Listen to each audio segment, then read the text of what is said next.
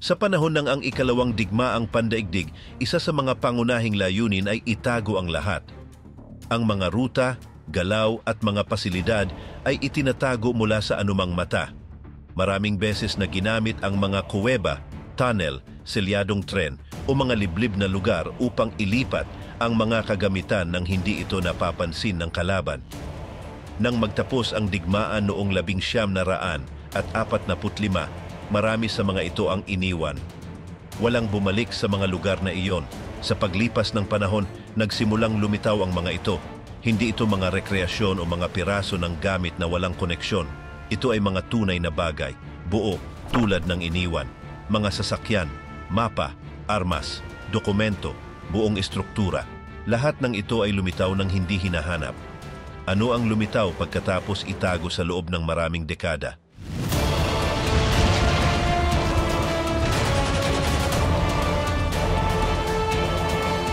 Ang nakatagong Soviet shelter na naiwan at nakalimutan sa Latvia.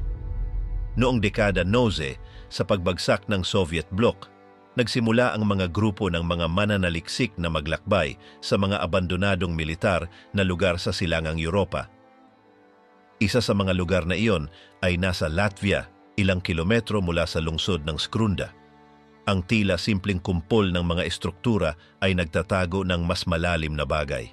Sa ilalim ng lupa, may mga pinalakas na tunnel, mga silid na selyado at kalawangin na makinarya na hindi nakakita ng liwanag mula noong pagtatapos ng ikalawang digmaang pandaigdig.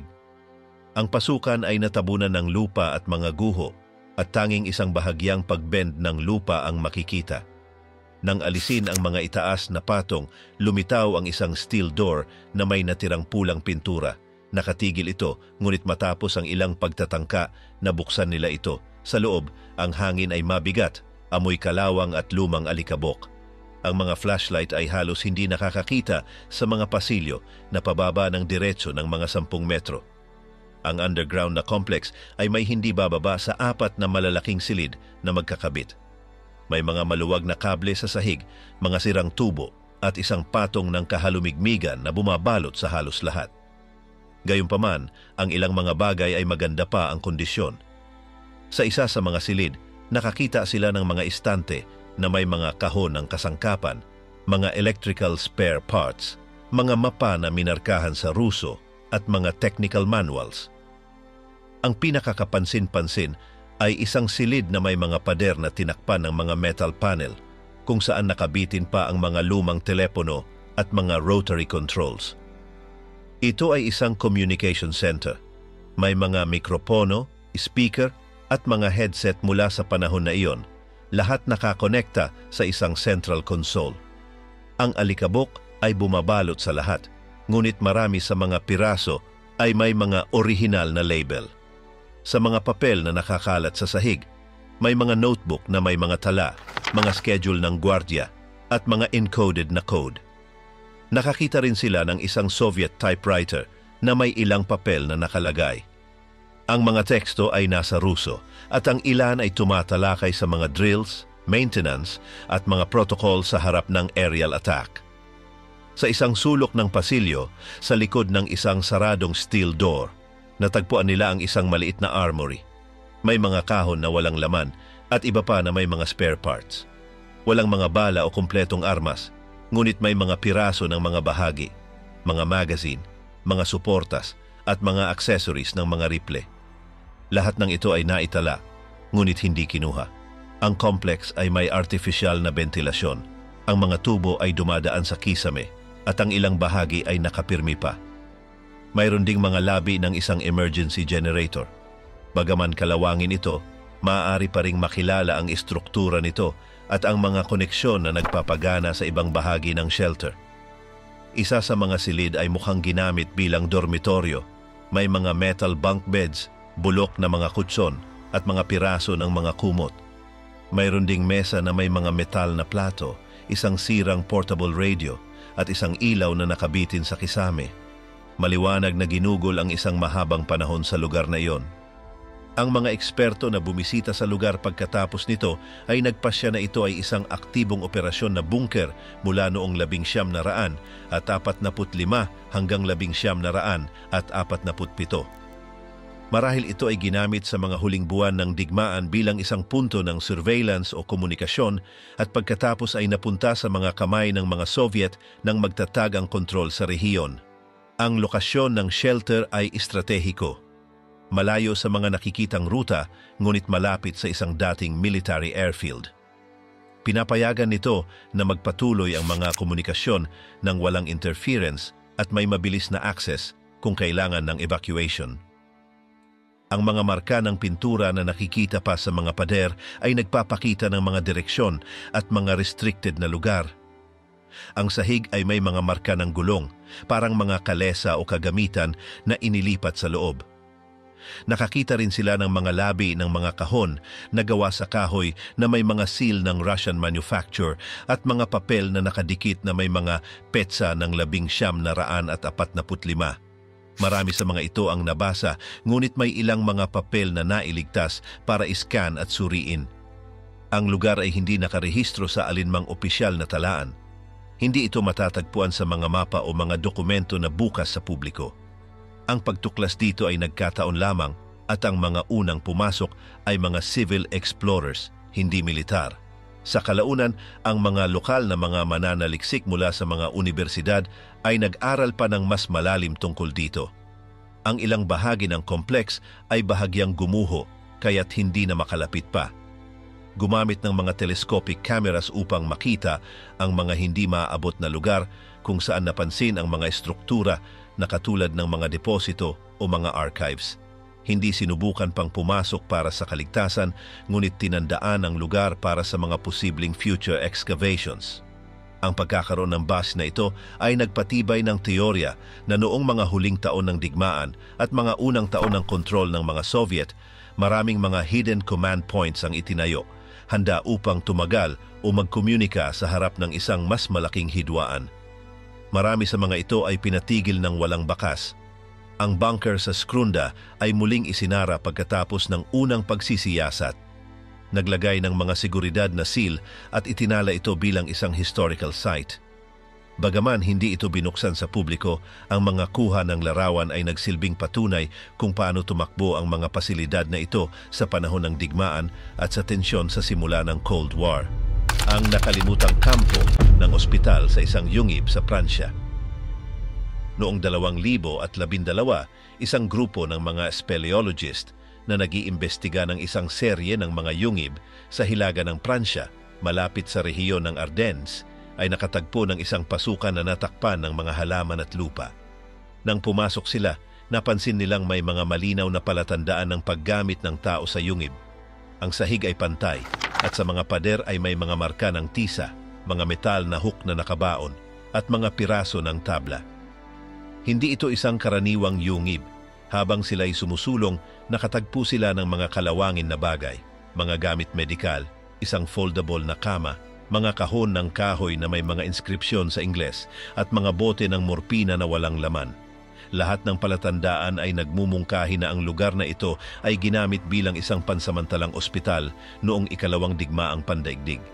Ang pinakakapansin-pansin ay ang katotohanan na maraming mga bagay ay nanatili sa kanilang lugar. Parang ang lugar ay isinara ng mabilisan at hindi na naabala mula noon. Ang mga labi ay napanatili ng mabuti dulot ng patuloy na kahalumigmigan at kakulangan ng direktang liwanag. May mga bandage, mga bote ng gamot na basag, mga hindi nagamit na syringe, at mga piraso ng uniforme na may mga insignya ng hukbong Amerikano. Ang buong lugar ay may organisadong ayos. Isang area ng pasukan, 2 hiwalay na silid na may mga kama, isang mesa ng operasyon, at isang maliit na lugar na may mga gamit pang kusina. Wala ng kuryente sa lugar, ngunit nakatagpo sila ng mga suporta para sa mga lampara na gamit ang kerosene. Mayroon ding mga lata ng pagkain, mga bote ng tubig na walang laman, mga kumot at isang sirang portable na radyo.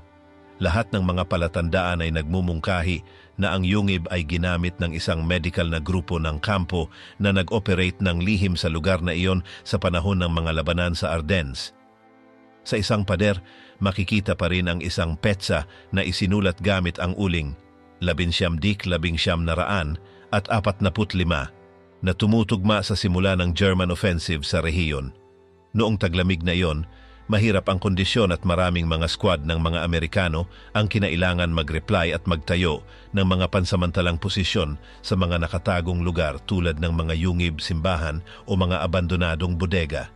Isang declassified na ulat mula sa militar na inilabas makalipas ang ilang taon ay nagpatunay na ang isang medical squad ng hukbong Amerikano ay nag-set up ng isang emergency hospital sa sektor na iyon upang mag-alaga ng mga sugatang sundalo mula sa harap ng laban. Ang koponan ay binubuo ng mga doktor, nurse at mga kasamahan sa suporta. Ang layunin ay mag-alaga ng mga sundalo malapit sa mga combat zones nang hindi sila isinusumpa sa mahahabang biyahe. Ang ilang mga tala na nahanap sa loob ng yungib ay nagpapakita ng mga pangalan, edad, maikling diagnosis at mga petsa ng pagpasok. Nakuha rin ang isang personal na journal ng isa sa mga doktor na may mga entry na isinulat ng kamay na naglalarawan ng kondisyon ng lugar, ang matinding lamig at ang kakulangan ng mga resources. Sa isang pahina, nabanggit na kinailangan nilang mag-operate gamit ang ilaw ng mga kandila. Walang natagpo ang mga labi ng tao na nagpapahiwatig na ang mga sugatang sundalo ay inilipat o inilibing sa labas ng lugar. Gayunpaman, ang antas ng detalye sa pagkakaset up ng ospital ay nagpapakita na hindi ito isang pansamantalang temporaryo lamang na setup, kundi isang lugar na planadong manatili ng aktibo sa loob ng ilang linggo. Ang pasukan sa yungib ay natakpan ng mga sanga at lupa na nagpapaliwanag kung bakit hindi ito natuklasan sa loob ng mahabang panahon. Tanging ang natural na pagbabago ng lupa ang nagbigay daan upang ang bahagi ng pasukan ay lumantad at matuklasan ng mga explorer. Wala pa itong nakatalang record o nakalagay sa mga mapa ng militar. Ang natuklasan ay iniulat sa mga lokal na autoridad at sa hukbong Amerikano. Isang team ng conservationists ang bumisita sa lugar upang ikatalog ang lahat ng mga bagay. Kinuha ang mga larawan, isinagawa ang pagsusuri ng mga pader at nakuha ang mga nakasulat na dokumento. Ang ilang materyales ay dinala sa isang militar na museo sa Pransya para sa exhibition at pagsusuri. Ang mga mananaliksik ay nagpasya na ang kampo ng ospital na ito ay naging susi sa isang kritikal na panahon ng digmaan. Ang labanan sa Ardennes ay isa sa mga pinakamahihirap na ofensiba sa kanlurang harapan at maraming mga medical post ang kailangang mag-adapt sa mga natural na kanlungan upang makaligtas at mag-operate. Ang yungib na ito ay isa sa mga lugar na iyon. Ang hapon na kahon na nag-ingat ng huling mensahe ng digmaan. Noong 2017, isang grupo ng mga manggagawa na nagsasagawa ng mga proyekto sa isang lugar malapit sa baybayin ng Okinawa ay nakatagpo ng isang metal na bagay na nakabaon ng kalahating metro sa ilalim ng lupa. Ito ay isang rektangularyong kahon, kalawangin dulot ng panahon, ngunit selyado pa rin. Inisip nila na ito ay isang lumang kasangkapan na nakalimutan, hanggang sa isa sa kanila ay napansin ang mga nakaukit na inscription sa hapon sa takip. Inabisuhan nila ang mga autoridad at isang koponan ng mga lokal na arkeologo ang tumanggap ng pagtuklas.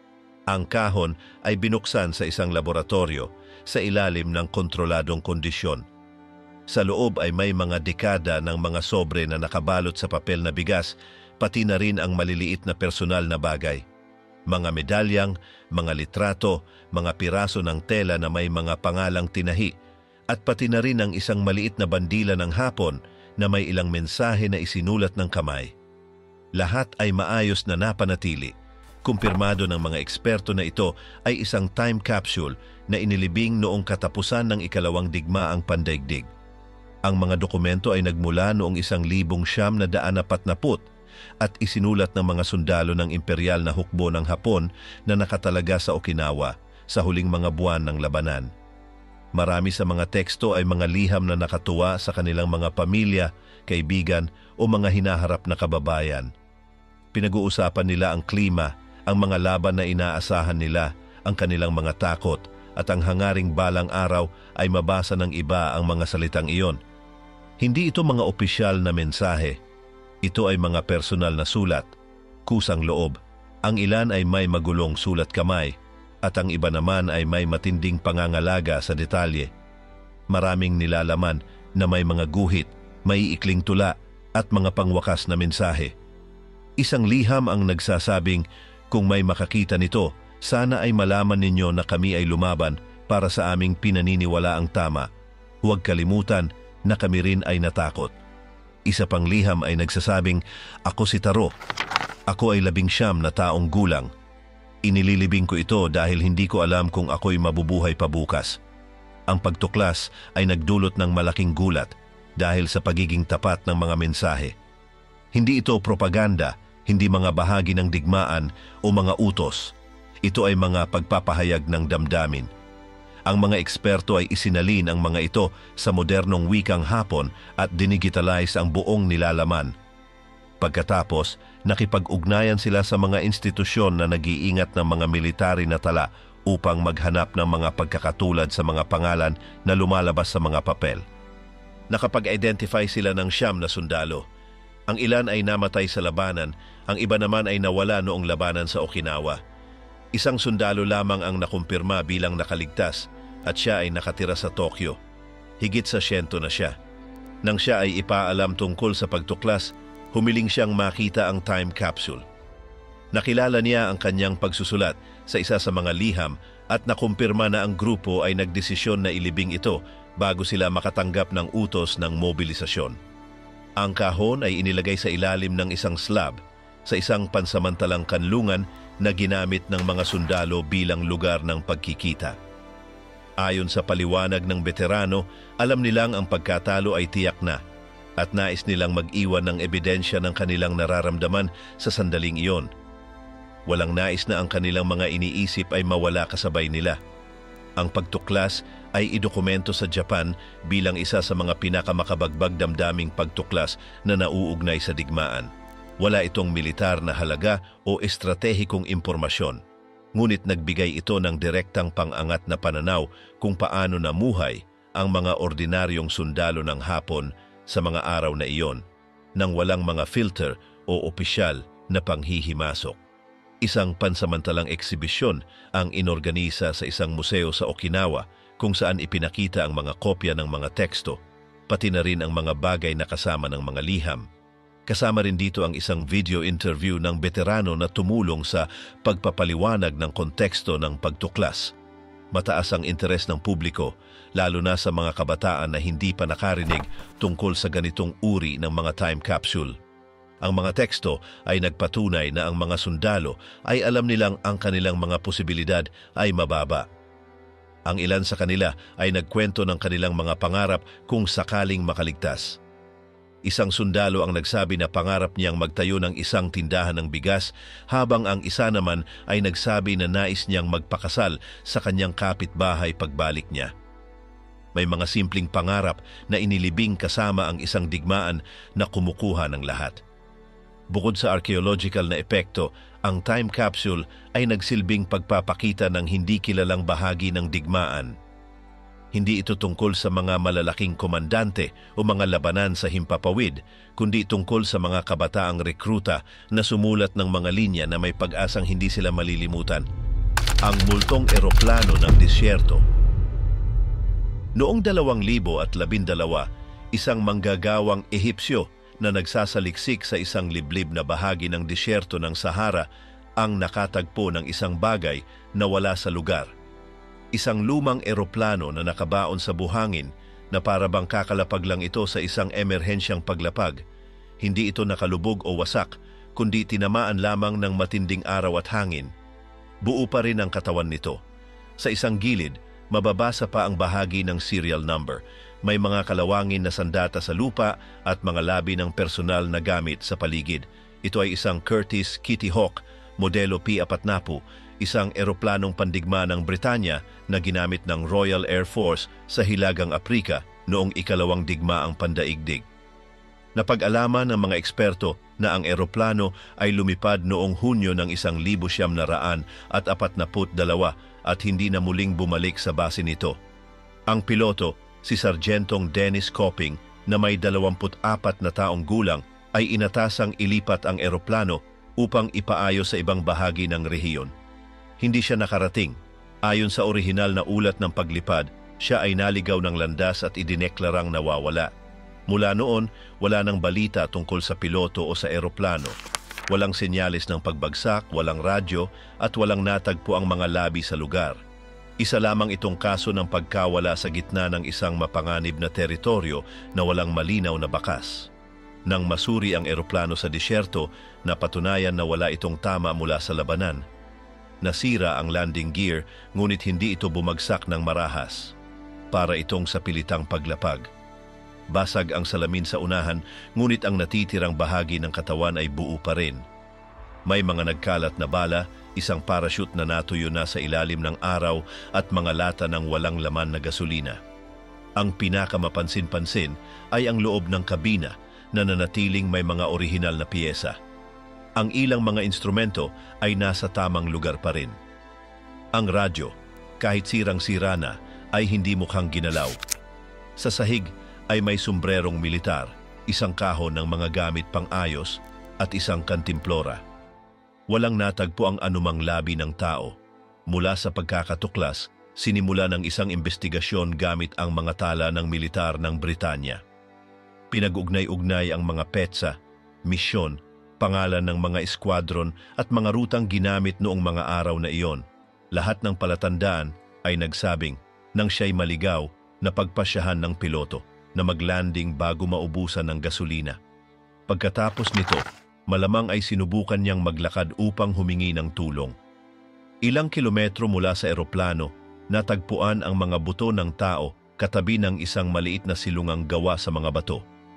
Mayroon ding mga labi ng kasuotang militar, isang revolver at mga piraso ng lona.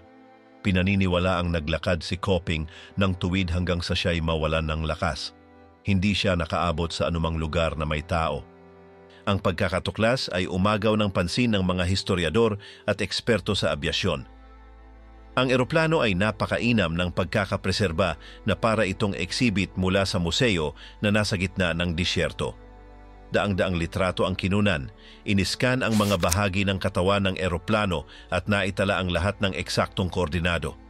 Sa loob ng ilang linggo, ang lugar ay binisita ng mga grupong Britaniko at Ehipsyo na nais pag-aralan ang kapaligiran. Nais sanang bawiin ng pamahalaang Britaniko ang eroplano upang ipakita ito sa isang museo, ngunit naging komplikado ang operasyon.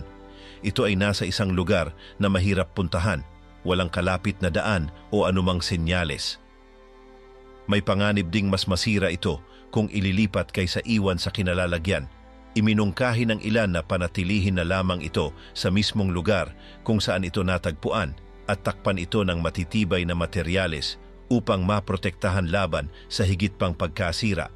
Ngunit sa paglipas ng panahon, ang eroplano ay nilimas ng mga magnanakaw na ibinenta ang mga bahagi ng katawan at mga piyesang nasa loob. Sa ngayon, ang natitira na lamang ay mga pirasong nakakalat sa dating kabuuang anyo nito.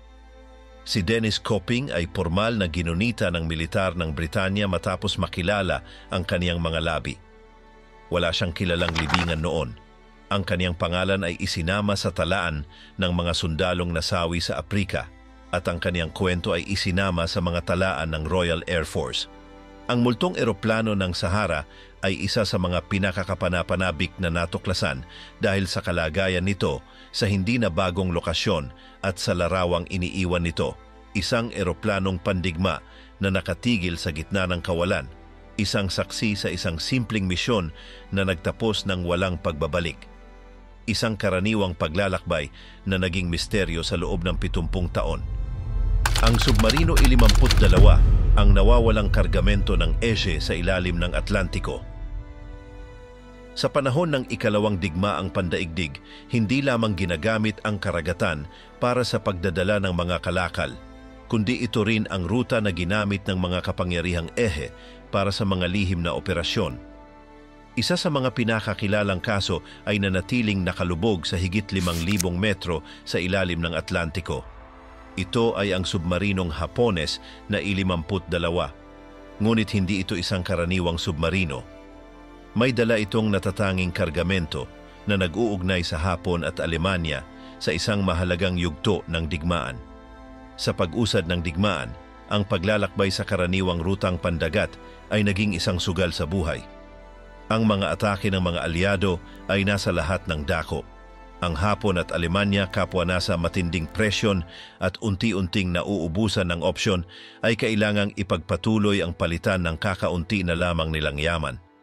Kailangan ng Alemanya ang mga hilaw na materyales na kulang sa Europa: goma, lata, tungsteno, molibdeno, quinina at maging opyo. Ang Hapon naman ay naghahanap ng teknolohiyang Aleman: mga plano ng eroplano, torpedo, radar at lahat ng maaaring magbigay sa kanila ng kalamangan. Umalis ang I-52 mula sa Hapon patungong Europa. Maliwanag ang layunin: makarating sa pantalan ng Lorient na kontrolado ng mga Nazi sa baybayin ng Pransya. Sa paglalakbay na iyon, may karga ang submarino na humigit kumulang 2 toneladang purong ginto sa anyong mga linggote, bukod pa sa mga droga, metal at iba pang mamahaling produkto. Bilang kapalit, inaasahan ng mga Hapones na kargahan ang barko ng makabagong teknolohiyang militar sa Europa at ibalik ito sa kanilang bansa. Ang naging kakaiba sa misyong ito ay hindi nag-iisa ang 1,052. May nakatakdang tagpuan ito sa gitna ng Atlantiko sa isang submarinong Aleman, ang U-530. Layunin ng pagkikitang ito na ipasa sa 1,052 ang isang mas advanced na radar system at iba pang kagamitan upang mas mahusay na makaiwas sa mga kaaway. Lahat ng ito ay kailangang maganap ng hindi natutuklasan, ngunit hindi ayon sa plano ang nangyari. Nahuli na ng intelihensyang Amerikano ang ilang komunikasyon ng ehe. Dahil dito, natukoy nila ang eksaktong ruta ng submarinong Hapones. Noong ika-24 ng Hunyo, 1944, lumapit ang mga eroplanong kontrasubmarino ng hukbong dagat ng Estados Unidos sa lugar at nagbagsak ng sunod-sunod na pampasabog. Tinamaan ang 1,052 at nawala ng walang bakas. Lahat ng tripulante ay nasawi. Lumubog ang barko sa isang bahagi ng karagatang may lalim na mahigit 5 kilometro. Sa loob ng mga dekada, nanatiling tahimik ang istorya nito, napalitan ng mga haka-haka, bulong-bulungan at espekulasyon. Noong dekada 90, isang pribadong grupo ng mga taga-siyasat sa ilalim ng dagat ang matagumpay na natagpuan ang mga labi ng 1,052. Natagpuan nila ito sa timog kanluran ng Azores, nakalubog at natabunan ng mga latak sa loob ng maraming taon. Ipinakita sa mga imahe ang submarino sa maayos na kalagayan sa kabila ng tagal na lumipas. Muling nabuhay ang interes sa laman nito. Kumpirmado ang ilang alingasngas na natili sa loob ang mga lingote ng ginto. Gamit ang mga robot na panliblib sa ilalim ng dagat, kumuha ng maraming recording ang mga mananaliksik. Hindi lang bahagi ng katawan ng submarino ang naitala nila, kundi pati na rin ang mga kahon at silindro kung saan nakalagay ang mga lingote. Sa kabila ng pagkakatuklas, ang matitinding kondisyon ay halos hindi na nagpahintulot sa pagbawi ng laman nito.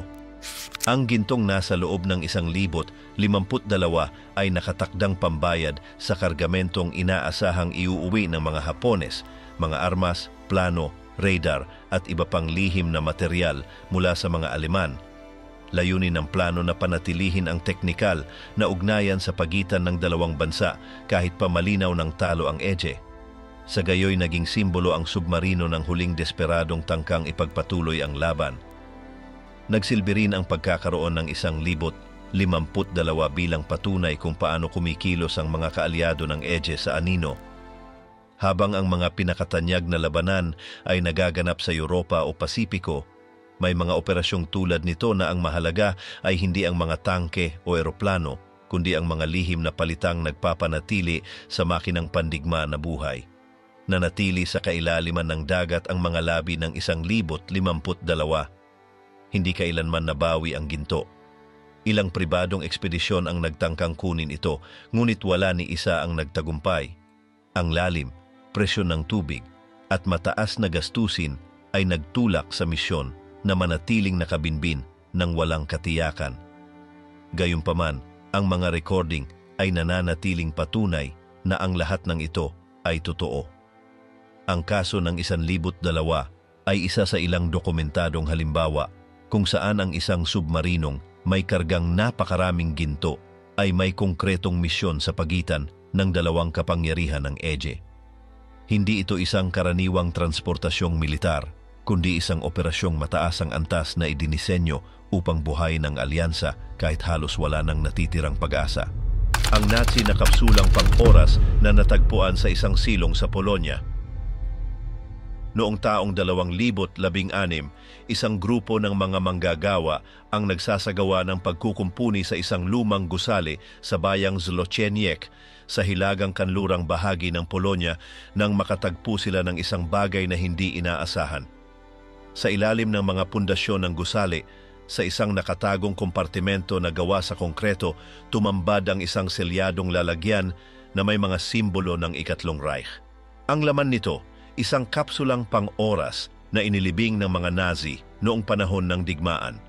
Ang Zlocieniec, na kilala noon bilang Falkenburg, noong ito'y nasa ilalim pa ng kontrol ng Alemanya, ay bahagi ng teritoryong dating nasasakupan ng Prussia bago magbago ang mga hangganan matapos ang digmaan. Sa lugar na iyon ay may isang paaralan kung saan isinasagawa ng mga Nazi ang kanilang mga aktibidad ng propaganda at pagsasanay. Sa silong ng parehong gusali, makalipas ang 72 taon, natuklasan ang kapsula. Agad na iniulat ng mga manggagawa sa lokal na awtoridad ang kanilang natagpuan, na agad namang kumontak sa mga eksperto sa kasaysayan at sa mga tauhan ng regional na museo. Isang operasyon ang inorganisa upang buksan ang kapsula ng maingat upang hindi masira ang laman nito. Isinagawa ang proseso sa Pambansang Museo ng Szczecin sa harap ng mga mamamahayag at teknikal na kawani. Sa loob ng sisidlan ay may mga bagay na malinaw na nagpapakita kung paano ang pamumuhay sa ilalim ng Nazi Alemanya sa politikal man o sa pang-araw-araw na aspeto. Naroon ang 2 kopya ng Mein Kampf, ilang pahayagan noong panahong iyon, mga barya, mga litrato at opisyal na dokumento. Lahat ng ito'y nasa mabuting kondisyon, salamat sa maayos na pagkaka-isolate ng kompartimento at sa hermetikong pagkakasara ng sisidlang metal. Ipinakita ng mga larawan ang mga eksena sa lungsod sa ilalim ng rehimen ng Nazi, mga parada, mga gusaling may bandila ng partido at mga larawan ng lokal na mga opisyal. Marami sa mga materyales ay hindi pa naipapakita kailanman at nagbigay ito ng mga bagong datos na noon ay hindi pa dokumentado ng ganoong kaayos. Ang mga pahayagan, karamihan mula pa noong taong 1934, ay may mga balita hinggil sa rehimen, mga talumpati ni Hitler at mga artikulo ng propaganda. Nariyan din ang mga polyeto na ginagamit upang hubugin ang isipan ng kabataan at mga aklat-aralin na ginagamit sa mga klase ng kasaysayan noong panahong iyon. Kabilang sa mga pinakanakapukaw ng pansin ay ang mga medalya ng Partidong Nazi at ilang polyetong tumutukoy sa panunumpa kay Hitler na kailangang bigkasin ng mga estudyante. May natagpuan ding dokumento na may listahan ng mga estudyante sa paaralan noong taong iyon na tumulong sa mas detalyadong pagsilip sa aktibidad ng gusali bilang isang sentro ng pampulitikang pagsasanay. Ayon sa mga awtoridad ng Polonia, may malaking halagang pangkasaysayan ang pagkakatuklas sapagkat hindi lamang ito koleksyon ng mga bagay kundi isang kapsula na inihanda ng may layunin. Inilibing ito ng mga Nazi nang may pagkaalam na darating ang panahong ito'y matutuklasan at sa gayon ay maipapasa ang kanilang mga ideal at pananaw sa mundo. Binanggit na ang kapsula sa mga lumang record ng Alemanya, ngunit noon lamang ito aktual na natagpuan. May mga dokumentong nagsasalaysay ng isang proyektong simboliko sa nasabing paaralan kung saan itinago ang mga material bilang pamana. Gayunman, walang kumpirmasyon ukol sa eksaktong lokasyon nito hanggang sa panahong iyon. Ilang buwan ang ginugol ng Museo ng Szczecin sa paglilinis, pagsuri at pag-uuri ng mga bagay. Nang maihanda na ang lahat, itinanghal ang mga ito sa isang espesyal na eksibisyon. Libu-libong bisita ang dumagsa at maraming media mula sa iba't ibang panig ng mundo ang nag-ulat tungkol dito.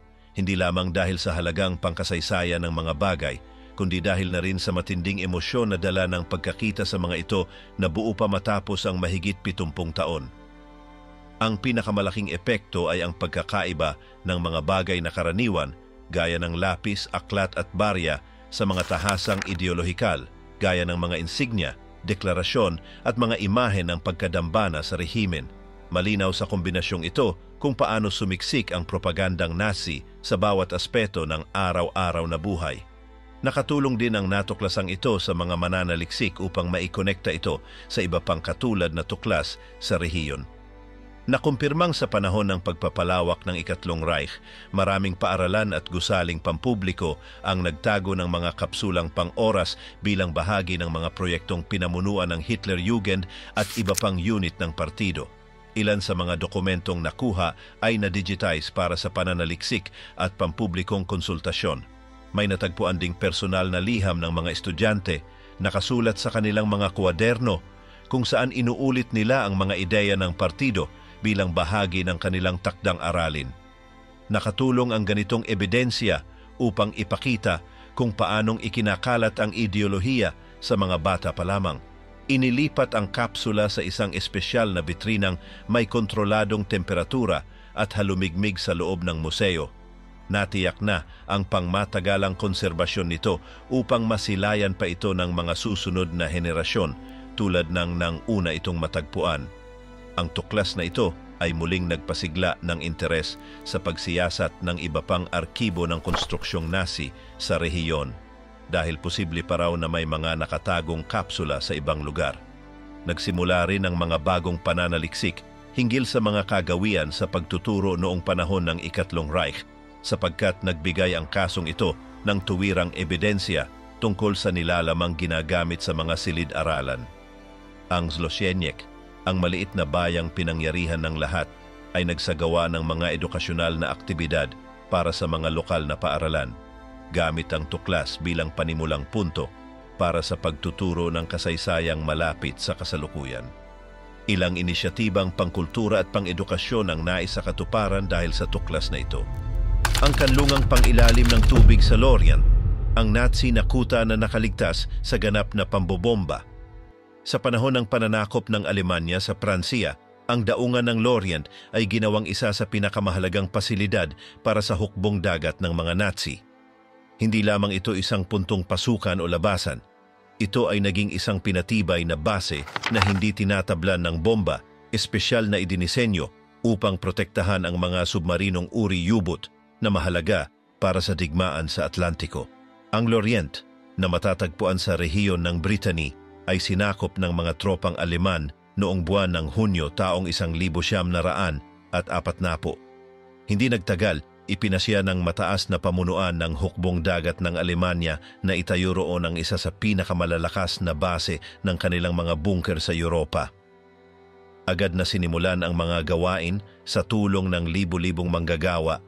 Marami sa kanila ay sa pilitang pinagtatrabaho na nagtayo ng napakalalaking estruktura ng pinatibay na semento mismo sa ibabaw ng daungan. Ang base ay binubuo ng ilang blok ng konkretong armado. Bawat isa ay nagsilbing kanlungan ng mga submarinong sumasailalim sa pagkukumpuni, pagkakarga muli o pagmamantine. Kapansin-pansin ang estruktura nito, mga bubong na halos 7 metro ang kapal, idinisenyo upang tiisin ang mga direktang epekto ng pagbomba mula sa himpapawid. Ganon din kakapal ang mga pader at ang buong base ay inihanda upang magpatuloy sa operasyon kahit pa ito ay binobomba. Ang konstruksyon ay hinati sa 3 malalaking kompleks, Kiroman 1, 2 at 3. Bawat isa ay may panloob na pantalan kung saan maaring pumasok ang mga submarino habang palutang. Kapag nakapasok na, isinasara ang mga tarangkahan upang tuluyang maprotektahan mula sa panlabas. Ang organisasyong ito ay nagpapahintulot sa pagpapatuloy ng operasyon ng flotang U-boat kahit habang walang tigil na binobomba ang mga karatig lungsod. Mula taong 1941 at 41 hanggang 1943, ang Lorient ay isa sa pangunahing sentro ng paglulunsad ng mga submarino patungong Atlantiko. Mula rito isinasagawa ang mga misyong pagmamanman, pag-atake at paninira ng Kriegsmarine. Ang mga ubot ay nag-ooperasyon ng sama-sama at ginagamit ang Lorient bilang base upang magkarga ng mga torpedo, palitan ang mga tripulante o tumanggap ng mga direktang utos mula sa pamunuang Aleman. Batid ang kahalagahan nito, nagbagsak ng higit sa 4,000 toneladang pampasabog ang alyadong hukbong panghimpapawid sa Lorient. Gayunpaman, nanatiling buo ang base ng mga submarino. Bagaman winasak ng pambobomba ang malaking bahagi ng lungsod, nanatiling nakatayo ang mga kanlungan ng Keroman. Hindi bumigay ang semento at patuloy na ginamit ng mga Aleman ang base na tila walang nangyayari. Dahil sa imposibilidad na wasakin ang pasilidad gamit ang karaniwang pambobomba, binago ng mga alyado ang estratehiya. Sa halip na ang base ang direktang target, sinimulan nilang durugin ang buong syudad sa paligid nito upang maputol ang supply, alisin ang infrastruktura at gawing imposible ang pananatili ng mga Aleman sa lugar. Sa pagtatapos ng taong 1944, tuluyang naiwalay ang Lorient. Pinalibutan ito ng mga puwersang Amerikano at ang mga Aleman ay natrap sa loob ng base na walang posibilidad na makatanggap ng tulong mula sa labas. Sa kabila nito, hindi sila sumuko. Tinatayang 20,000 sundalo ang nanatili roon hanggang sa pagtatapos ng digmaan, nakakulong ngunit pinoprotektahan ng isang kuta na waring hindi masisira. Sa loob ng base ay may mga pagawaan, imbakan ng krudo, mga silid-tulugan, kusina at mga opisina. Lahat ay planado upang tumagal kahit sa mahabang paglusob. May sariling mga generator, sistema ng ventilasyon at mga lagusan na nag-uugnay sa iba't ibang bahagi ng complex. Kahit nasa ilalim ng tuloy-tuloy na pag-atake, hindi tuluyang nahinto ang aktibidad sa loob. Pagkatapos ng digmaan, hindi giniba ang base sa Lorient. Sa halip, ito ay inangkin ng mga puwersang Pranses at ginamit sa sarili nilang operasyon. Napakatibay ng estruktura na mas mainam pa itong panatilihin kaysa subukang sirain. Sa loob ng mga dekada, ginamit ito ng hukbong dagat ng Pransya bilang bahagi ng kanilang sariling mga operasyon. Sa kasalukuyan, ang lugar ay ginawang isang sentrong pangkasaysayan at museo. Bukas sa publiko ang bahagi ng pasilidad at maaaring pasyalan ng ilan sa mga dambuhalang hangar kung saan gumagana ang mga U-boot. Mayroon ding mga eksibisyon na may mga orihinal na bagay, plano, uniforme, litrato at mga video na nagpapaliwanag kung paano gumana ang lahat. Ang bloke ng Keroman 3 ang isa sa pinakamahusay na napreserba. Sa loob nito ay makikita pa rin ang mga bakas ng riles, mga tarangkahan at mga platapormang pinaglalagyan ng mga submarino para sa pagsusuri. Nakakamangha ang akustika at lawak ng lugar.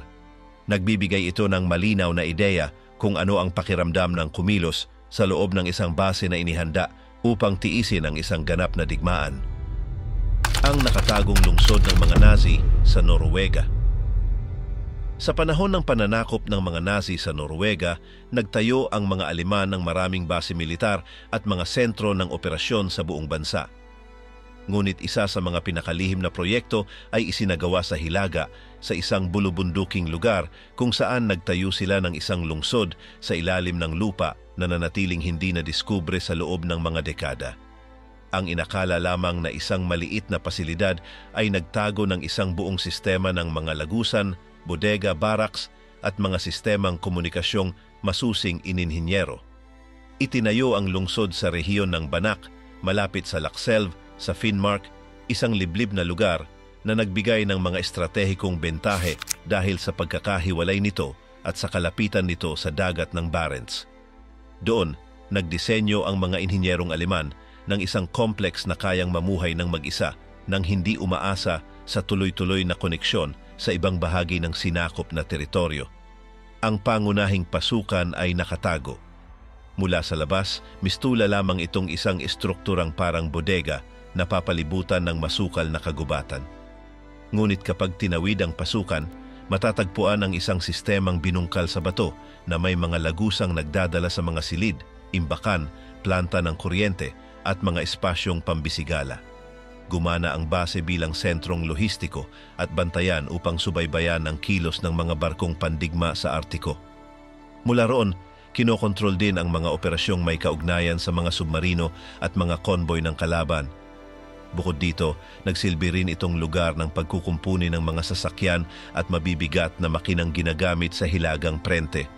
Nagtayo sila ng sariling mga generator, balon ng tubig, sistema ng bentilasyon at panloob na linya ng telepono. Buong sistema ay ginawa upang makaligtas kahit walang tulong mula sa labas. Panatilihing matatag ang temperatura sa ilalim ng lupa at sapat ang espasyo upang matirhan ng mahigit sa 200 katao, kabilang ang mga sundalo, tekniko at inhinyero. Marami sa mga nagtrabaho sa lugar ay mga Norwegong napilitang makipagtulungan. Ang iba naman ay mga bilanggo ng digmaang Sobyet na dinala roon upang gawin ang pinakamabibigat na gawain. Marami sa kanila ang namatay sa panahon ng paghuhukay dahil sa matinding lamig, mga pagguho at malupit na pagtrato ng mga opisyal na Aleman. Ang mga materyales sa konstruksyon ay dinadala sa tren hanggang Narvik at pagkatapos ay isinasakay sa mga truck papunta sa pangunahing pasukan. Ang operasyon ay pinamunuan ng mga kasapi ng organisasyong TOD na siyang may pananagutan sa maraming proyekto ng infrastruktura ng Ikatlong Reich. Mahigpit ang pagbabantay sa proyekto at iilang sibilyan lamang ang may alam kung ano ang itinatayo sa lugar. Sa pagtatapos ng digmaan, sinira ng mga Aleman ang bahagi ng pasilidad upang hindi ito mapasakamay ng mga aliado. Gayunman, nanatiling buo ang ilang lagusan at mga silid. Sa loob ng maraming taon, isinara at nakalimutan ang lugar hanggang sa dekada 90 nang matuklasan ng isang grupo ng mga lokal na tagapagsiyasat ang orihinal na pasukan. Pagpasok nila, natagpuan nila ang mga tira-tirang uniforme, kahon ng bala, kalawanging generator at bahagyang dokumentasyon. Kahanga-hanga ang kabuuang kalagayan ng lugar dahil sa tuyong klima at maayos na disenyo ng sistema. Walang halumigmig ni bakas ng panloloob, tila nagyelo sa panahon ng lahat. Isang opisyal na ekspedisyon ang isinagawa ng pamahalaang Norwego noong taong 1997. Naidokumento ang bawat seksyon at nilikha ang isang detalyadong ulat tungkol sa estruktura.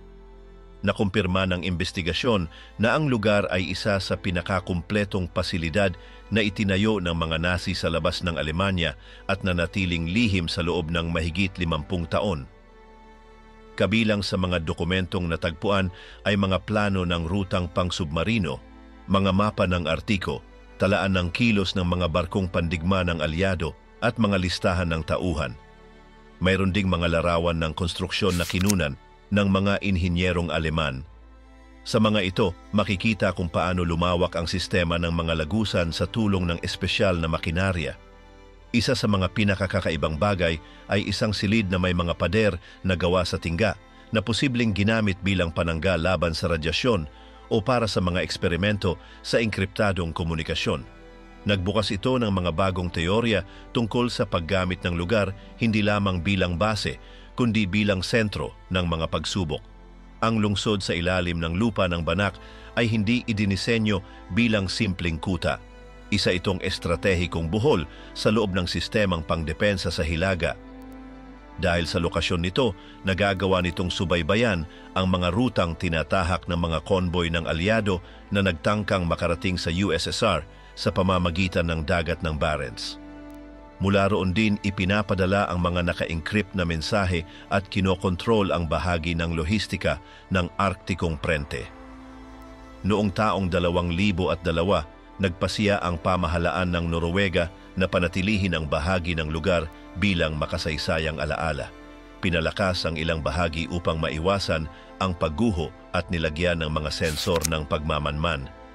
Sa kasalukuyan, hindi pa ito bukas sa publiko, ngunit may mga pag-aaral na isinasagawa upang ito'y gawing isang pasyalan para sa layuning edukasyonal. Ang lugar ay may mga natitirang bakas ng aktibidad ng Aleman, mga basyo ng bala, mga palatandaang Aleman na ipininta sa mga bato at mga tira ng makinarya.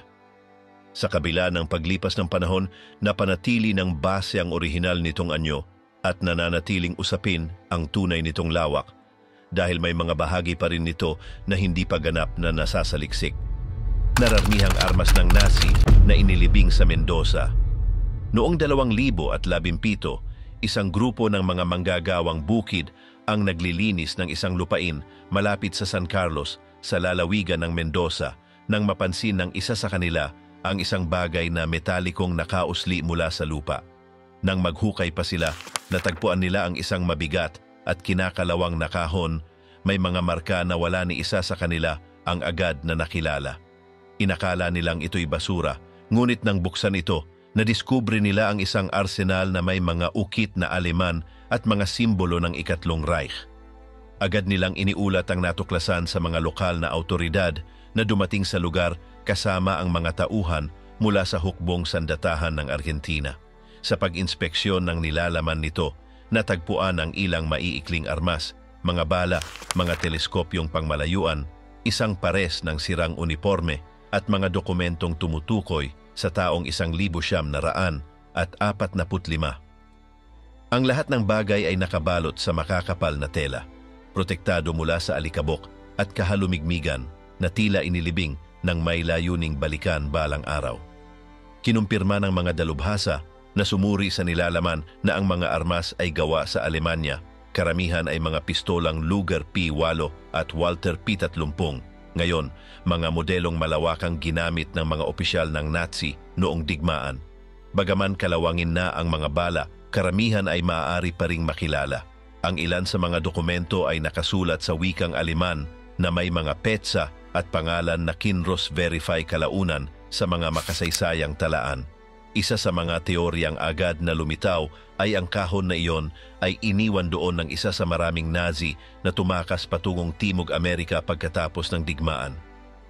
Ang Argentina ay isa sa mga bansang pinakamaraming tumanggap ng mga tumatakas na Aleman sa pagitan ng 1,945 hanggang 1,950 at ang Mendoza tulad ng Bariloche o Cordoba ay naging tahanan ng ilang dating militar at kasabwat ng rehimen. Ang kahon, ayon sa mga investigador, ay inilibing sa lalim na mga 60 sentimetro malapit sa isang lumang abandonadong bodega. Walang anumang nakatayong istruktura sa paligid na nagpapahiwatig na sinadya ang pagpili ng lugar dahil sa pagkaliblib nito. Wala ring natagpo ang ibang palatandaan sa paligid, ngunit nagsagawa ng paggalugad gamit ang mga detektor ng metal kung sakaling may iba pang taguan. Wala nang ibang natagpuan. Kabilang sa mga nailigtas na dokumento ay may mga personal na larawan, mga sulat sa Aleman na nakatuon sa isang umanong Kapitan Müller at isang maliit na kuwaderno na may mga tala ukol sa mga ruta, kontak at galaw sa loob ng Argentina. Natagpuan din ang isang insignia ng SS na sira-sira na at isang pasaporte na hindi pa napupunan na may mga lumang selyo. Inimbestigahan ang kaso ng mga historiador mula sa Argentina at Alemanya na nagtulungan upang matukoy kung kanino maaaring pag-aari ang kayamanang iyon. Bagamat walang kumpirmasyon, may ilang pahiwatig na tumutukoy sa isang dating opisyal ng lohistika na tumakas patungong Italia at dumating sa Buenos Aires noong 1947. Ayon sa mga ulat ng intelihensya ng panahong iyon, ang taong ito ay namuhay sa ilalim ng peking pagkakakilanlan sa mga kanayunan ng hindi bababa sa 1 dekada. Ang kahon ay inilipat sa isang laboratorio sa Buenos Aires kung saan nilinis, inuri at pinangalagaan ang mga bagay. Iniwasan ang agarang pagpapakita sa publiko upang maiwasan ang maling interpretasyon o ang paglapit ng mga taong may ekstremistang ideolohiya.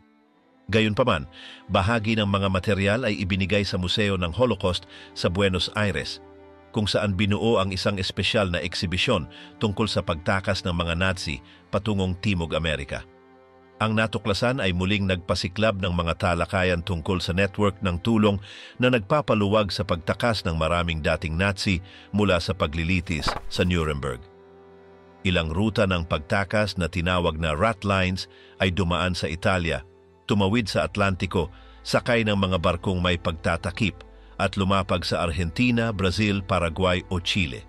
Ang kahong ito na inilibing sa isang napakaliblib na lugar ay isa pang patunay kung gaano kahanda ang ilan sa kanila na maglaho ng walang bakas. Nagkaisa ang mga eksperto na ang laman ng kahon ay hindi basta-basta lamang nilikom. Ang mga armas ay maingat na ibinalot, ang mga bala ay hiwa-hiwalay na inilagay, ang mga dokumento ay nakasealed sa plastic, at ang kahon ay may panloob na suporta upang hindi ito ma-deform sa bigat ng lupa. Lahat ng palatandaan ay nagpapakita na ito ay isang maingat at planadong paghahanda. Kasabay nito, nirepaso ang mga talaan ng imigrasyon sa lalawigan ng Mendoza. Bagamat maraming pangalan ang binura o peke, may nahanap na talaan ng mga mamamayang Aleman na bumili ng lupa sa rehiyong iyon sa pagitan ng 1,900 at 46 hanggang 1,952. Ang ilan sa kanila ay kapangalan ng mga apelyido sa kuwadernong natagpuan sa loob ng kahon. Nagpasya ang pamahalaang Argentino na huwag ibunyag ang eksaktong lokasyon ng pagkakatuklas upang maiwasan ang ilegal na paggalugad. Ngunit kinumpirma nito na isa ito sa pinakamagandang na preserbang tuklas na may kaugnayan sa presensya ng Nazi sa bansa. Maging ang mga mananaliksik mula sa Centro Wiesenthal ay kinuntak upang tumulong sa pagtunton ng mga pagkakakilanlan. Ang kasaysayan ay nagkaroon ng pandaigdigang epekto nang maglathala ang isang medyang Europeo ng mga larawan ng nilalaman. Mula noon, ilang kamag-anak ng mga Aleman na naninirahan sa Argentina ang nakipag-ugnayan sa mga awtoridad, sinasabing mayroon silang kahalintulad na mga bagay o dokumentong mula sa panahong iyon. Ang ilan sa mga material na ito ay na-verify, ngunit wala sa mga ito ang direktang naugnay sa kahon. Ang pinaka-nakakaintriga para sa mga mananaliksik ay ang dahilan kung bakit hindi na nakuha ng may-ari ang kahon. Kung balak niyang balikan ito, ano ang pumigil sa kanya? Namatay ba siya? Hindi pa rin matukoy ang mga sagot, ngunit nananatiling matibay na ebidensya ang kahon na maraming tumakas ang dumating na may plano, koneksyon at tagong yaman. Mula noon, nagsagawa ng iba pang paghahanap sa mga kalapit na lugar sa San Carlos. May ilang residente na nagsabing may nakita silang kahina-hinalang galaw sa mga nakaraang dekada, mga sasakyang walang palatandaan at mga lalaking nagsasalita ng Aleman sa paligid. Bagamat wala pang ibang natagpuan, nananatiling buhay ang interes sa muling pagsisiyasat ng nakatagong kasaysayan ng lugar. Mga dokumentong Nazi na bigla ang natagpuan sa isang Pranses na paaralan. Noong 2013, sa panahon ng isang pagsasaayos sa Instituto Lucie Aubrac, sa bayan ng Bourg-les-Valence, sa timog silangan ng Pransya, isang grupo ng mga manggagawa na nagtatrabaho sa isang lumang bahagi ng gusali ang nakatagpo ng isang hindi inaasahang bagay. Habang tinatanggal nila ang mga panel ng kahoy sa isang bahagi ng attic, natuklasan nila ang isang nakatagong lukab na naglalaman ng maraming dilaw na mga papel, mga lumang folder at mga sobre na may mga selyong Aleman. Ang sentrong pang-edukasyon na itinayo bago ang ikalawang digmaang pandaigdig ay nagsilbi noong panahon ng okupasyon bilang punong tanggapan ng mga puwersang Aleman sa rehiyon. Ayon sa mga lokal na tala, ang gusali ay ginamit bilang pansamantalang kampo mula 1,900 at 43 hanggang 1,900 at 44 bago ito iwan ng mga tropa ng Axis sa kanilang pag-urong. Mula noon, ang paaralan ay bumalik sa orihinal nitong gamit at sa paglipas ng panahon, ang mga bakas ng nakaraan ay natago. Ang natuklasan ng mga manggagawa ng umaga na iyon ay isang kumpletong archive na may mahigit 200 dokumento. Marami sa mga ito ay nilagdaan, may selyo at isinulat ng mga kilalang opisyal na Aleman sa lugar na iyon. Nariyan din ang mga mapa, mga plano ng lungsod na may makukulay na marka, listahan ng mga tao at ilang mga personal na bagay tulad ng mga insignia, medalya at mga larawan. Nang makita ang nilalaman, agad na ipinaalam ng pamunuan ng paaralan sa mga lokal na awtoridad na kalaunan ay nagbigay alam sa Ministry ng Kultura. Isinara ang akses sa lugar ng natuklasan at nagsimula ang maingat na paggawa ng inventaryo. Ipinadala ang mga eksperto sa konserbasyon at arkibistika upang suriin ang kalagayan ng mga material. Ang mga papel ay nasa katanggap-tanggap na kondisyon, bagaman ang ilan ay nagpapakita ng palatandaan ng kahalumigmigan. Kabilang sa mga dokumento ay mga ulat ng pagbabantay, mga liham na ipinadala sa mga nakatataas sa leon at mga tala na naglalaman ng mga pangalan, tirahan at detalye tungkol sa mga mamamayang Pranses. Marami sa mga taong ito, ayon sa mga historiador, ay may kaugnayan sa lokal na resistensya o may lahing Hudyo. Isang bahagi ng archive ang tumutukoy sa mga konkretong operasyon, kabilang ang mga pag-aresto, pagsisiyasat sa mga bahay, at pagkumpiska ng mga ari-arian. Nahanap din ang mga listahan ng mga naagaw na bagay, mula sa mga radyo hanggang sa mga bisikleta. Lahat ay isinulat ng maayos, may organisadong sulat kamay, at may eksaktong mga petsa. Isa sa mga pinakamahalagang dokumento ay isang ulat ng intelihensya na may petsang Marso ng 1944 at 44. Detalyado nito ang mga ruta na ginamit ng mga grupong resistensya para gumalaw sa pagitan ng mga bayan at taguan. Kasama rin dito ang mga pangunahing pangalan, mga lugar ng pagtitipon at mga pisikal na paglalarawan ng mga pinaghihinalaan. Ang ulat na ito hanggang noon ay wala sa mga opisyal na tala ng okupasyon. Natagpuan din ang isang listahan ng mga bata sa paaralan na may mga manual na anotasyon. Tila may kontrol ang mga Aleman sa mga pamilya ng mga estudyante, lalo na sa mga huling buwan ng okupasyon nang naging mas mahigpit ang panloob na pangangasiwa. Nagkasundo ang mga eksperto na ang archive ay sinadyang itago bago ang pag-urong ng mga Aleman. Hindi ito inilibing o pinagkalat, kundi maingat na nakabalot at inilagay sa isang sulok na hindi maaabot ng mga estudyante at guro. Ang pagpili ng lugar ay nagpapahiwatig na ito ay ginawa ng isang may direktang akses sa gusali. Kabilang sa mga natagpuang bagay, ang isang portable na makinang pang-type na Aleman ang pinagmulan na may nakaroll pa na tape. Gumagana ito at ginamit upang kopyahin ang ilan sa mga dokumentong orihinal na naisulat gamit ang ganitong modelo. Nakumpirma nito na malaking bahagi ng archive ay isinulat mismo doon sa loob ng paaralan. Nagulat pa ang mga residente ng bayan, marami sa kanila ay hindi alam na ang gusali ay naging kampo ng mga Aleman. Ilang matatanda ang nakarinig na ng mga sundalong pumapasok at lumalabas, ngunit hindi nila alam na dito pinangangasiwaan ang mga sensitibong dokumento. Ang balita ay umakit ng mga media mula sa buong Pransya. Inilipat ng Ministry ng Kultura ang archive sa rehiyonal na sentro ng konserbasyon sa Grenoble, kung saan isinagawa ang bahagyang restorasyon ng mga material. Na-digitize din ang lahat ng mga dokumento upang mapadali ang pag-access ng mga mananaliksik at mga institusyong pang-edukasyon. Bahagi ng material ay inilagay sa isang pansamantalang eksibisyon sa Museo ng Resistensya sa Lyon. Nagkaroon ng mga bisita ng pagkakataong makita ng malapitan ang mga listahan, mga mapa na may pulang lapis na marka at mga larawang nailigtas. Pinayagan ng eksibisyon na maipaliwanag kung paano gumagana ang lokal na intelihensya ng hukbong Aleman at kung paano ito nakaapekto sa pang-araw-araw na buhay ng mga tagabayan. Ang Nazi na kanlungan na natagpuan sa gubat ng Paraguay.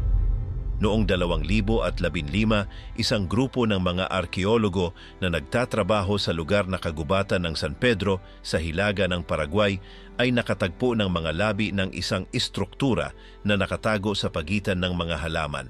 Sa simula, inakala nilang bahagi ito ng isang lumang gusaling rural, ngunit nang linisin nila ang lugar, natagpuan nila ang mga pader na yari sa pinong hiwang bato, mga piraso ng Aleman na keramika, at mga simbolo na nag-ugnay sa ideolohiya ng Nazi. Ang lugar kung saan natagpuan ang mga ito ay malapit sa pambansang parke ng Ibicuy, isang liblib na lugar na mahirap marating. Pinangunahan ng arkeologong si Jose Barbosa, natuklasan ng mga mananaliksik ang tatlong gusaling magkakahiwalay, ngunit pinagdurugtong ng mga tagong landas. Wala ng mga bubong, ngunit nakatayo pa rin ang mga pader, at ang ilan sa mga ito ay may nakaukit pa ring mga inskripsyon sa wikang Aleman. Isa sa mga pinakakapansin-pansing detalye ay ang pagkakatagpo ng mga barya mula sa panahon ng Nazi, mga bote ng gamot na may etiketa sa Aleman, at mga labi ng maliliit na armas tulad ng mga walang lamang magasin at mga basyo. Lahat ng ito ay nagpakita na ang lugar ay ginamit ng mga taong nagmula sa Europa na may akses sa mga kagamitang militar at lohistikal ng Ikatlong Reich. Natagpuan din ng mga arkeologo ang isang swastikang krus na inukit sa batong nasa bungad ng isa sa mga pasukan. Bagaman nasira na ito ng panahon, ay nakikilala pa rin. Sa tabi nito, may isang kalawanging kahon na metal na may lamang mga papel na hindi na mabasa dahil sa kahalumigmigan, ngunit isa sa mga papel ay may malinaw pang petsa. 1947. Ang teoryang lumitaw mula sa natuklasan ay na ito ay isang taguang inihanda ng mga Nazi na tumakas patungong Timog Amerika pagkatapos bumagsak ang rehimen.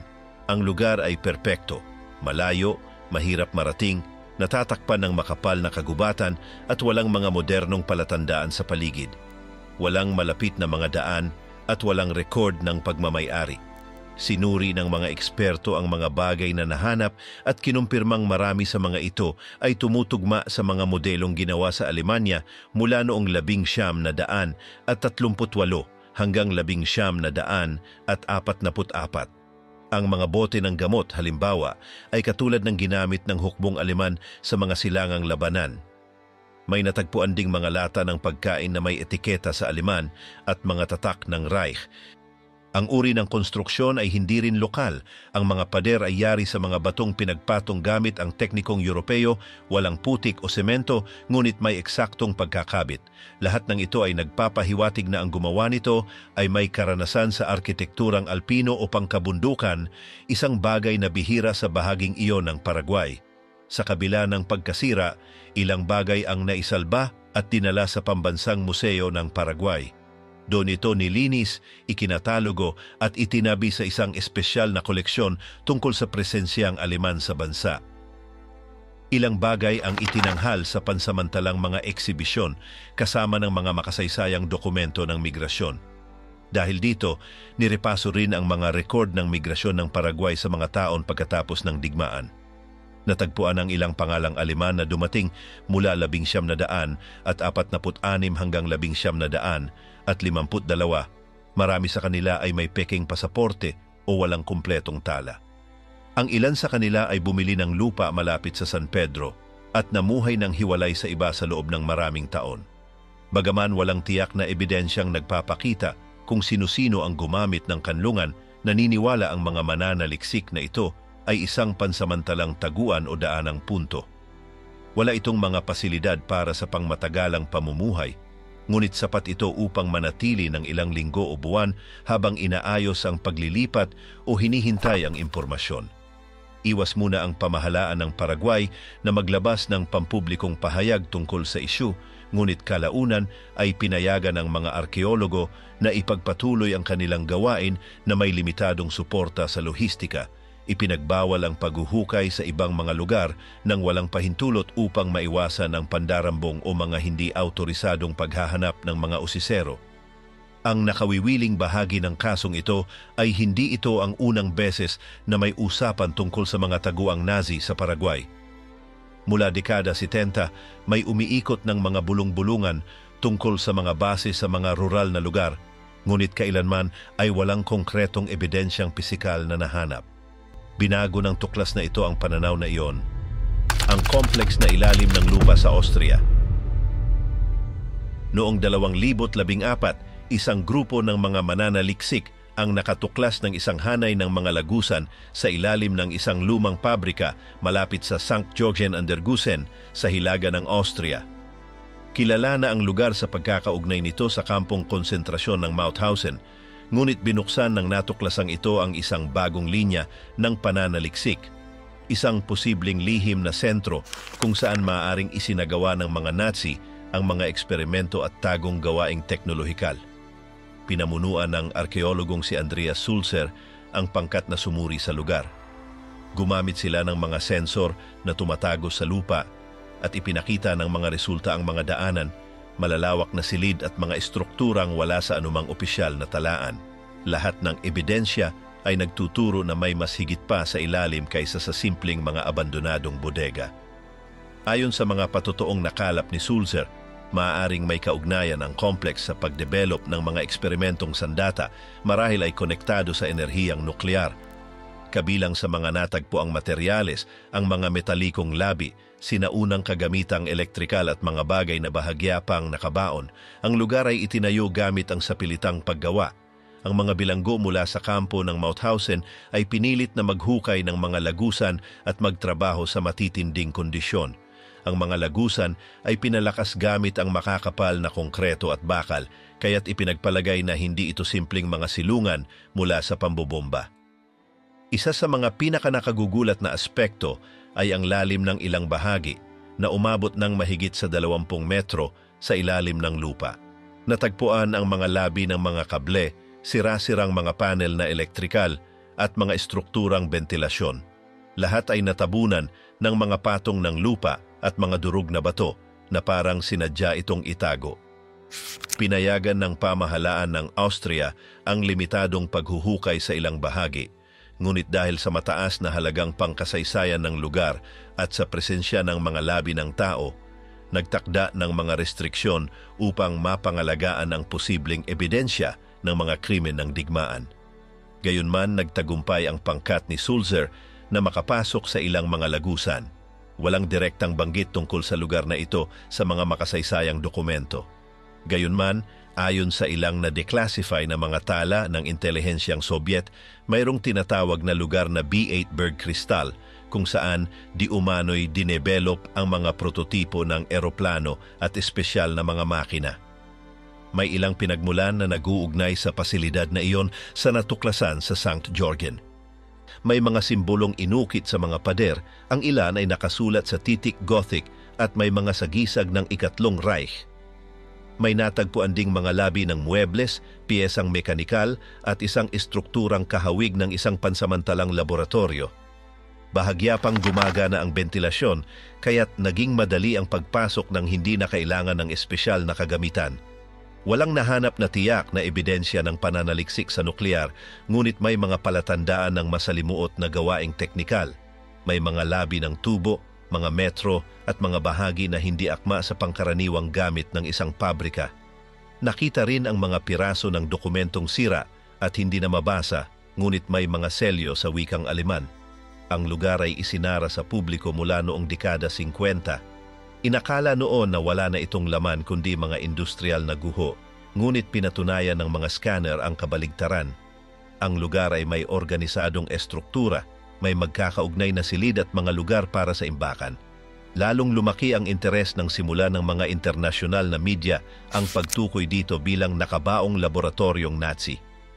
Bagaman wala pang tiyak na ebidensya tungkol sa tunay nitong layunin, lahat ng palatandaan ay tumuturo sa isang espesyal na proyekto. Ang kombinasyon ng lokasyon, lalim, mga materyales at lihim ay nagbunsod ng maraming teorya. Ayon kay Sulzer, posibleng nagpatuloy ang mga gawain hanggang sa dulo ng digmaan, sapagkat ang ilang bahagi ay may palatandaan ng matinding paggamit. Binumba ng mga alyado ang lugar, ngunit hindi bumagsak ang mga lagusan. Pinatotohanan nito na ang pagkakagawa ng estruktura ay talagang idinisenyo upang tumagal. Ang Amerikanong bombardero na nabaon sa mga Alpes. Noong 2013, isang grupo ng mga alpinista na dumaraan sa isang rutang bihirang gamitin sa mga Alpes ng Italia ang nakatagpo ng mga metalikong labi na nakausli mula sa niyebe. Nang sila'y lumapit, napansin nilang ito ay mga piraso ng isang malaking sasakyang panghimpapawid na may ilang bahagi pang magkadikit. Halos nakabaon ito, natabunan ng yelo at mga bato. Tumawag sila sa mga autoridad at makalipas ang ilang araw ay dumating ang mga dalubhasang militar mula sa Estados Unidos kasama ng mga tekniko mula sa Italia. Pinatunayan ng paunang pagsusuri na ito ay isang Bima 24 Liberator, isang uri ng bombardero na ginamit ng Estados Unidos noong ikalawang digmaang pandaigdig. Ang nakikitang matrikula sa isa sa mga pakpak ay nagbigay daan upang matukoy ang eksaktong bilang. Nawawala ang eroplano mula noong 1945 at sa loob ng mga dekada ay walang nakaalam kung ano ang nangyari rito at sa mga sakay nito. Umalis ang eroplano mula sa isang base sa katimugan ng Italia para sa isang misyon ng pambobomba, ngunit hindi na ito nakabalik. Ayon sa mga ulat noong panahong iyon, nawalan ng komunikasyon sa eroplano matapos nitong tawirin ng mga Alpes, walang natanggap na signal sa radyo at walang natagpo ang mga labi. Itinuring itong nawawala kasama ang buong tripulante. Naganap ang pagkakatuklas sa mahigit 2,500 metro ang taas. Mahirap marating ang lugar at ang klima ay tumulong upang mapanatili ang bahagi ng estruktura na buo pa. Bagaman hindi ito buo, napanatili ng katawan ng eroplano ang pangkalahatang anyo. Natukoy ang tore sa likuran, bahagi ng landing gear at mga labi ng cockpit. Natagpuan ng mga dalubhasa ang mga plaka ng pangalan, labi ng mga uniforme at iba't ibang personal na gamit ng mga tripulante. Kabilang dito ang isang relo, isang kahon ng mga sulat at isang militar na pagkakakilanlan. Nakakita rin sila ng mga buto, kaya ipinadala ang mga sample para sa pagsusuri ng DNA upang matukoy ang pagkakakilanlan ng mga sundalo.